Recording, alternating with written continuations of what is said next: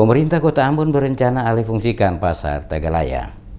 Bangunan Pasar Tagalaya pada lokasi Batu Gantung direncanakan akan dialihfungsikan oleh pemerintah Kota Ambon untuk usaha yang lain. Wakil Wali Kota Ambon Syarif Hadler secara tegas mengatakan, lokasi Pasar Tagalaya dinilai tidak sesuai untuk dijadikan pasar. Oleh karena itu, pemerintah Kota Ambon berencana untuk mengalihfungsikan bangunan tersebut untuk dimanfaatkan bagi kebutuhan yang lain. Menurut Syarif Hadler, Pasar Tagalaya dari sisi persyaratan tidak terpenuhi, di antaranya lokasi parkir bagi kendaraan termasuk juga jalur kendaraan yang melewati lokasi itu dinilai tidak sesuai. Oleh karenanya, pemerintah Kota Ambon akan segera mencarikan lokasi yang dianggap pas dan sesuai sebagai lokasi pasar. Sementara Pasar Tagalaya digunakan untuk kepentingan yang lain oleh pemerintah Kota Ambon. Sementara itu disinggung soal beberapa pasar, diantaranya Pasar Waiheru Hutumuri, Wara, Airlow yang telah dibangun oleh pemerintah Kota Ambon, namun hingga saat ini belum difungsikan. Syarif Hadler mengatakan hal ini disebabkan belum seluruh fasilitas penunjang rampung dikerjakan dikarenakan keterbatasan anggaran yang tersedia. Untuk itu telah dialokasikan anggaran tambahan pada tahun 2019 nanti untuk dapat dirampungkan seluruh fasilitas penunjang pada lokasi pasar-pasar tersebut sehingga bisa segera difungsikan dan digunakan oleh masyarakat untuk kegiatan. Tagalaya ini memang menjadi masalah karena pertama saya tidak tahu perencanaan waktu itu lokasinya memang tidak mendukung untuk sebuah pasar dialokasikan.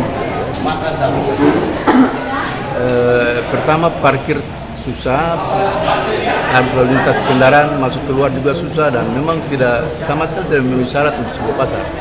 Dan karena itu kita sementara lagi mengkaji mau dialihfungsikan ya. Fungsikan tapi masih dalam kajian oleh Beda dan dinas terkait.